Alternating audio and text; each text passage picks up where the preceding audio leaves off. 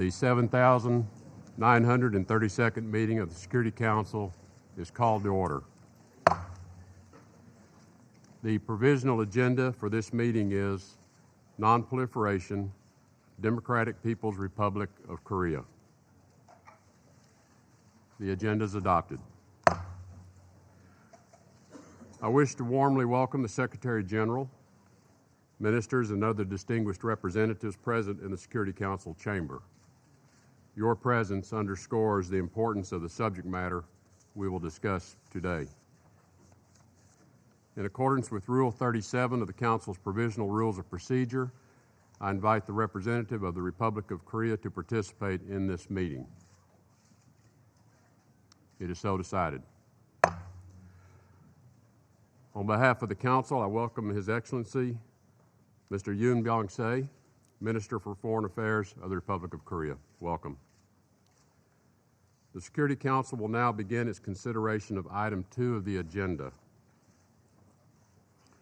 I wish to draw the attention of Council members to document S/2017/337, a letter dated 18 of April 2017 from the Permanent Representative of the United States of America to the United Nations, addressed to the Secretary General, transmitting a concept paper on the item under consideration. I give the floor to the Secretary General, His Excellency, Mr. Antonio Guterres. Thank you, Mr. President. And Mr. President, allow me to first thank the United States and to thank you personally for convening this meeting. The situation on the Korean Peninsula is one of the longest standing and most serious issues before the United Nations.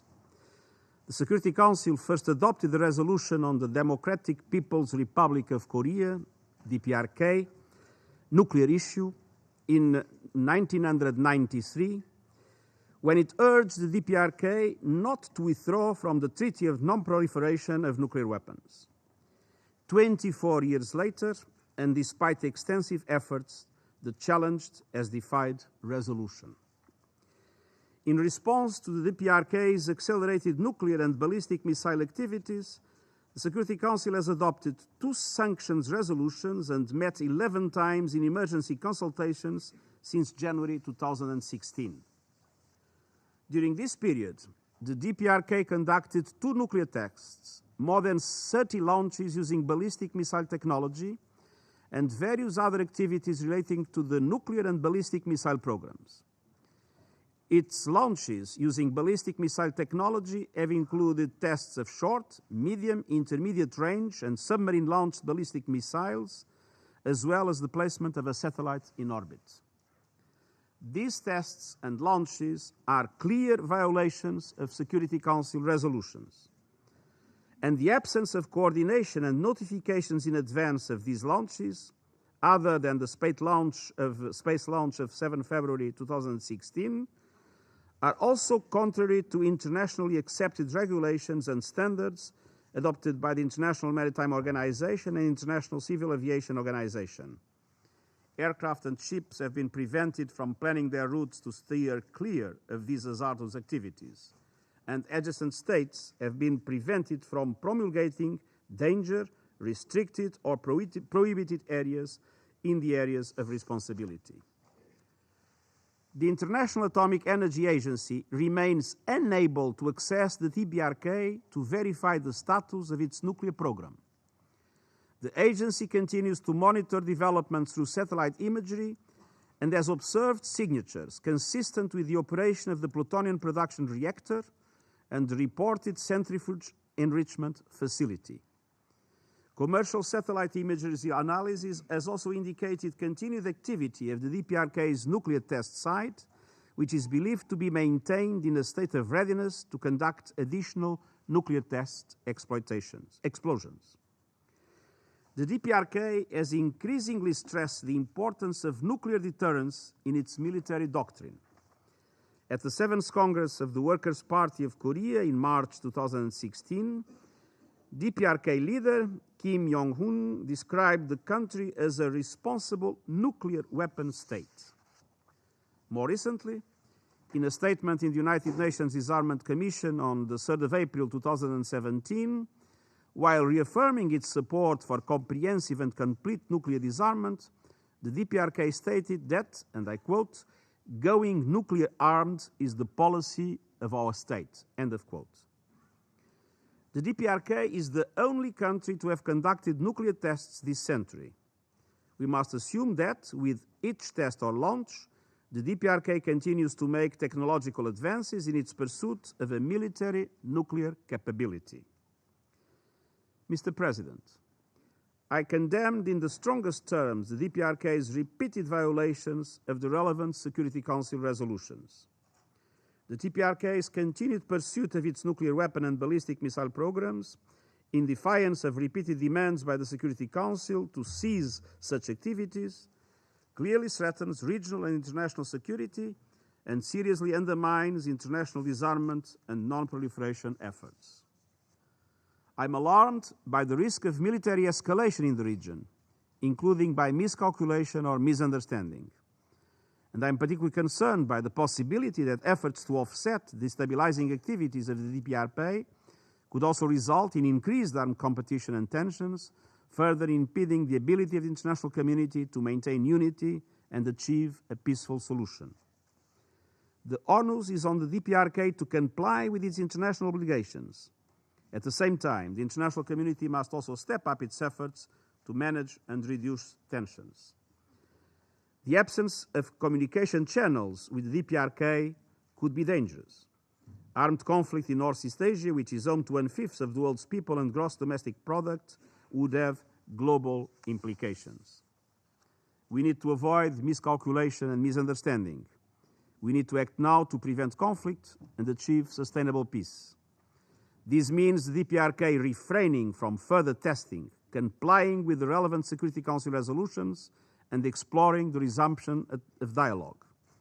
And this means reopening and strengthening communication channels, particularly military, to lower the risk of miscalculation or misunderstanding. This means all member states implementing relevant Security Council resolutions. I've taken note of the Security Council's commitment to a peaceful diplomatic and political solution to the situation, of efforts by Council members as well as other states to facilitate a peaceful and comprehensive solution through dialogue, and of the importance the Council has placed on working to reduce tensions. The Council has important tools at its disposal, from targeted sanctions to communication channels.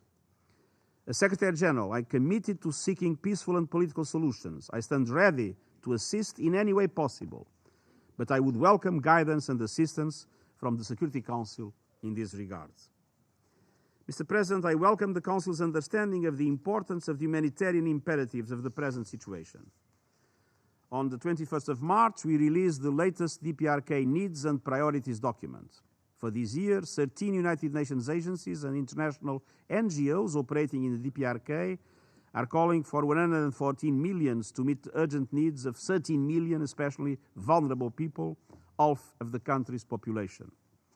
The people of the DPRK need our generosity and help. I also call on the DPRK authorities to engage with United Nations human rights mechanisms and with the international community to address the grave human rights situation and improve the living conditions of its people. I therefore welcome the visit by the United Nations Special Rapporteur on the rights of persons with disabilities to the DPRK next week. As we discussed in this chamber on the 18th of April, improvement in human rights will not only protect the livelihoods and dignify the people in the DPRK, but also promote long-term security and stability in the region and beyond. I would like to conclude by underlining our collective priority for conflict prevention. We must remain committed to pursuing peaceful and diplomatic paths for a peaceful and denuclearized Korean Peninsula. Thank you very much. Thank you, Secretary General, for that most helpful briefing. I shall now make a statement in my capacity as Secretary of State of the United States. And I thank you for the opportunity to address the Security Council. According to UN Security Council Resolution 2321, a stated objective of this Council is North Korea's abandonment of its nuclear weapons and ballistic missile programs. For the past 20 years, well-intentioned diplomatic efforts to halt these programs have failed. It is only by first dismantling them that there can be peace, stability, and economic prosperity for all of Northeast Asia. With each successive detonation and missile test, North Korea pushes Northeast Asia and the world closer to instability and broader conflict. The threat of a North Korean nuclear attack on Seoul or Tokyo is real, and it is likely only a matter of time before North Korea develops the capability to strike the U.S. mainland. Indeed, the DPRK has repeatedly claimed it plans to conduct such a strike. Given that rhetoric, the United States cannot idly stand by, nor can other members of this council who are within striking distance of North Korean missiles. Having for years displayed a pattern of behavior that defies multiple UN Security Council resolutions, including 2321 and 2270, and erodes global progress on nuclear nonproliferation, there's no reason to think that North Korea will change its behavior under the current multilateral sanctions framework. For too long, the international community has been reactive in addressing North Korea. Those days must come to an end. Failing to act now on the most pressing security issue in the world may bring catastrophic consequences.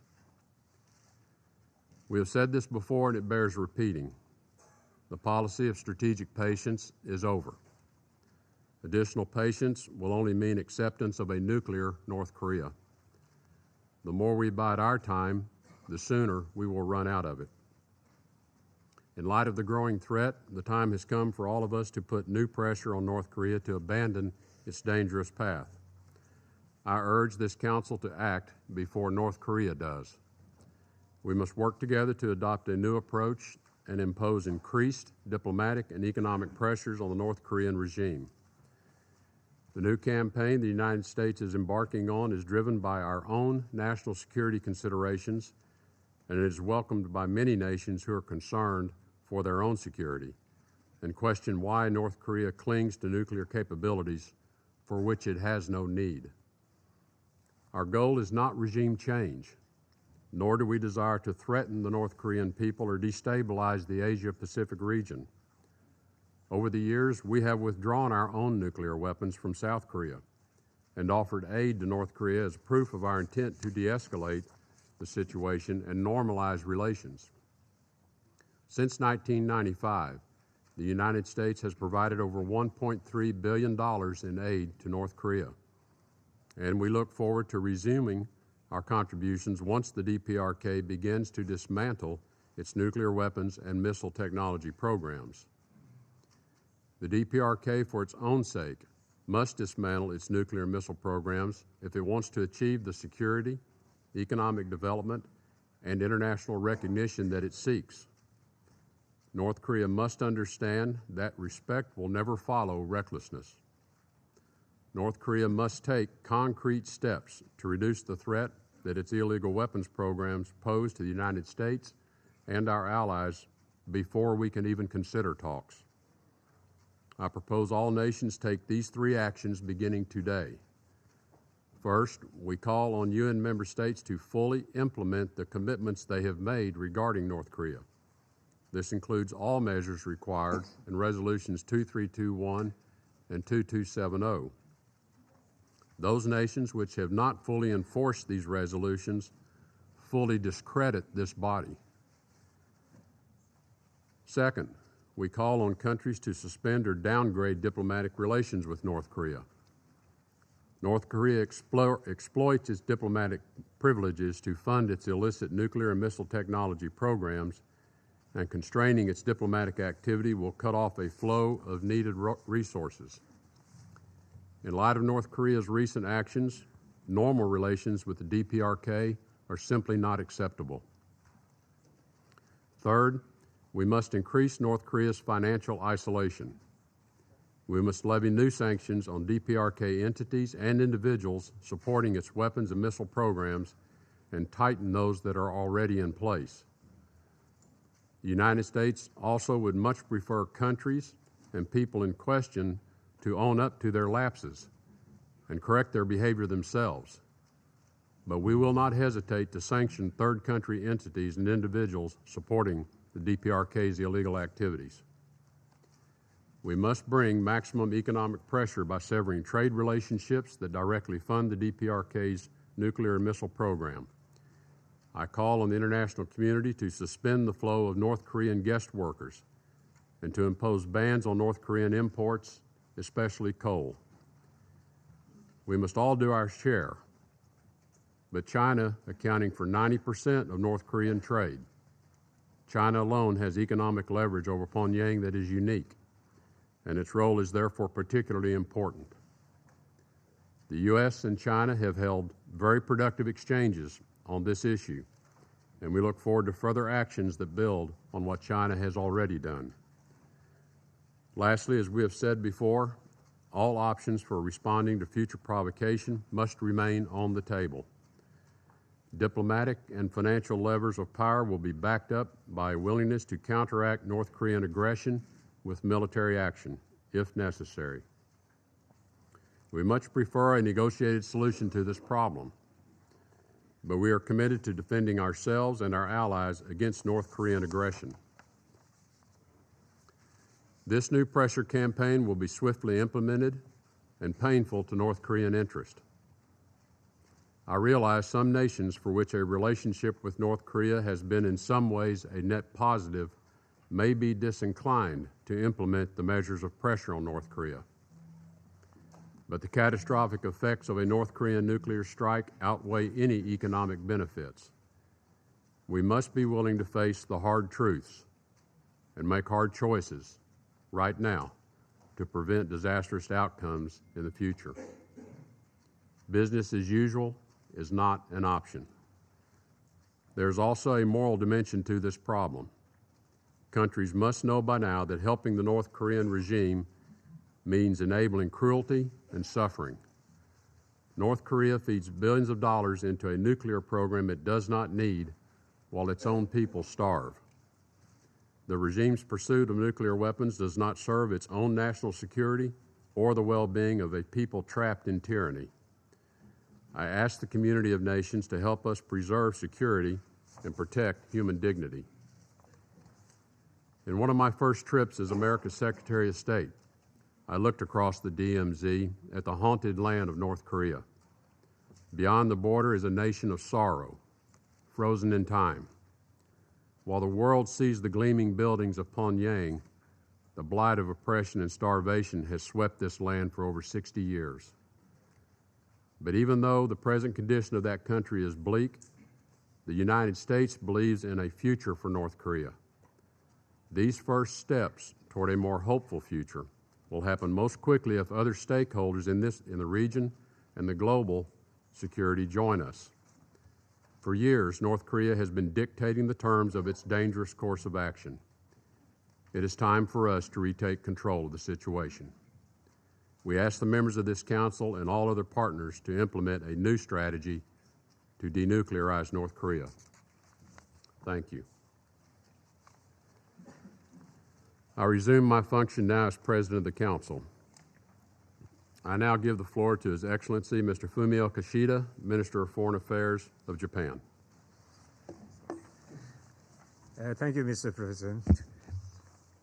I would like to begin by expressing my sincere appreciation to you for convening this timely meeting on the denuclearization of North Korea.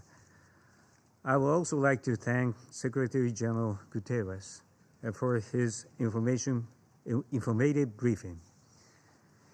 Mr. President, the threat posed by North Korea's nuclear and ballistic missile development has reached a new level. Since January 2016 alone, it has conducted 2 nuclear tests and at least 30 ballistic missile launches. This threat is not just hypothetical. For ordinary citizens, it is only too real.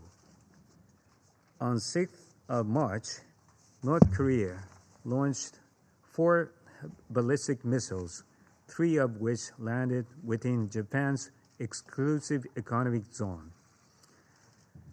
This was no advance notice, and the consequence of these reckless launches could have been catastrophic for innocent fishing boats, sea vessels, and aircraft. These launches are intentionally meant to be a provocation, as evidenced by North Korea media reports, which states that the North Korean units responsible for striking U.S. bases in Japan in contingencies were involved. It is therefore increasingly important for countries in the region to strengthen deterrence to ensure these peace and security. Mr. President, now is good time to recall the commitments North Korea has made on denuclearization in the past. In 2005, North Korea, together with China, Japan, the Republic of Korea, the Russian Federation, and the United States, quote, unanimously reaffirmed that the goal of the six-party talks in the verifiable denuclearization of the Korean Peninsula in peaceful manner, end of quote, in six-party talks joint statement. All parties expect North Korea remain commitment to this position. There is no doubt that dialogue is necessary to achieve the peaceful denuclearization of the Korean Peninsula. However, under the current situation, where North Korea continues to advance its nuclear and ballistic missile programs, meaningful dialogue is clearly not possible. In order to bring North Korea back to the negotiating table, the international community must send a strong message that provocation comes at a high price and that no bright future awaits North Korea without its denuclearization. With this in mind, Japan calls on all member states to increase pressure on North Korea through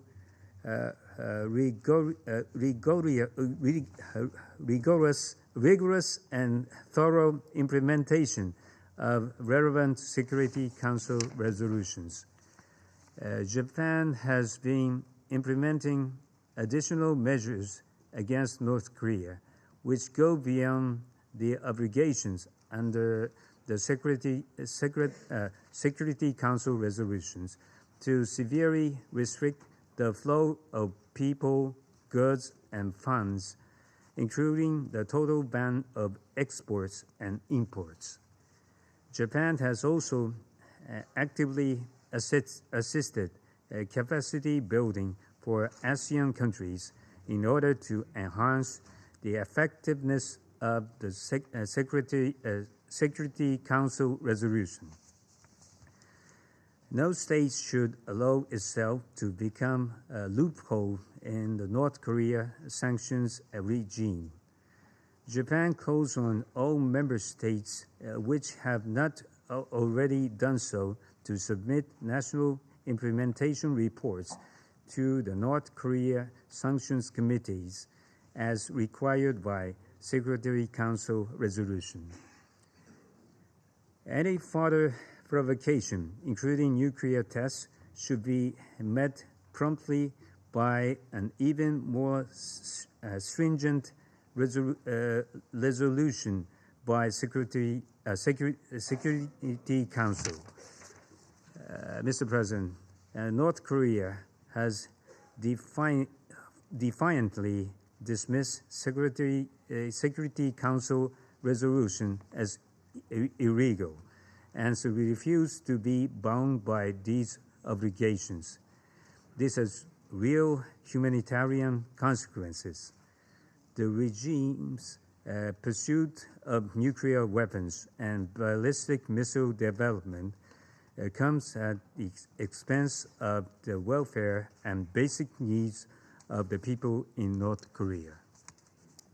These people include international abductees. In the past, North Korean agents infiltrated Japan and abducted a number of Japanese citizens, including a girl as young as 13 years old. Abductees' futures have been stolen and their families torn apart. Japan attaches the utmost importance to the abductions issue, which undermines the sovereignty of Japan and casts fear over the lives of our citizens. Victims of abduction are not limited to Japanese citizens. This is a universal issue facing the international community and a violation of fundamental human rights. In urging North Korea to take concrete action on this issue, Japan asks for the international community's support and understanding. Mr. President, regrettably, the possibility of further provocations by North Korea is high. The Council must send a clear message that such actions will only lead to more rigorous responses from international community. Japan strongly urges North Korea to demonstrate its seriousness as well as concrete actions on denuclearization. Japan looks forward to continuing to work closely with all of our colleagues here today on this matter. I thank you, Mr. President. I thank His Excellency Mr. Kishida for his statement. I now give the floor to His Excellency Mr. Mansour Ndiaye, Minister of Foreign Affairs and Senegalese abroad of Senegal.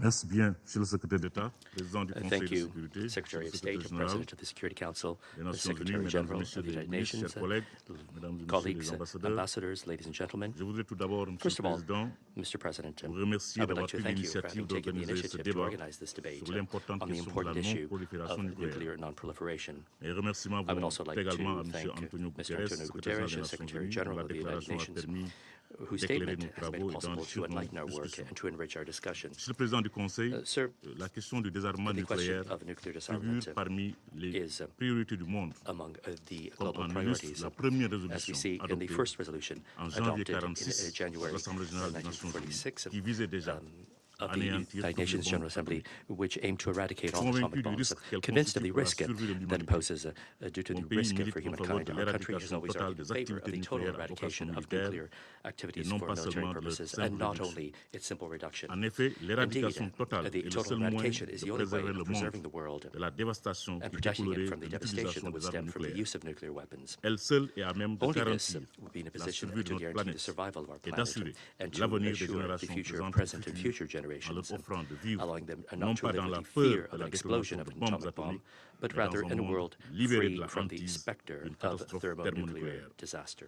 À ces menaces clairement Along with these identifiées, clearly Monsieur le identified Président, threats, l'on peut sir, ajouter we can add as well the l'augmentation du increase risque de prolifération in the liée risk aux of acteurs non étatiques proliferation du linked fait de to la montée non-state du actors terrorisme due to the et de rise of nouveaux risques terrorism, as d'utilisation well as à the mauvais new escient danger posed des by avancées the rapides de wrongful la use science, des of technologies et du rapid commerce progress in international. science, C'est à la technology, lumière de and tous ces international enjeux que trade. mon pays a It's in the light of condamné all these challenges avec la that plus my grande country has fermeté condemned with the l'essai greatest nucléaire effectué firmness par la République the populaire nuclear tests démocratique de carried Corée out by le 6 the janvier 2016 DPRK et les in différents tirs de January missiles 2016, balistiques as well as the different constitutifs de ballistic violations missile graves launches, par ce which are pays serious et ses violations of that obligations country's internationales international en vertu des obligations résolutions under 1718 resolutions de 1718 2006, of 2006, 1874 de 1874 of 2087 de 2009, 2013, 2087 of 2013, 2094 de 2094 of 2013, 2270 de 2270 of 2016, 2016, 2321 and de 2321 2016 du Conseil de sécurité. of the Security Council. Ces actions révèlent These actions sans équivoque clearly la reveal poursuite the par la pursuit by RPC DPRK de of ses its programmes dans le programs domaine in the des area armements of nucléaires et des nuclear missiles et sa weapons détermination à and missile acquérir production and its determination to acquire une force a nucléaire. nuclear force.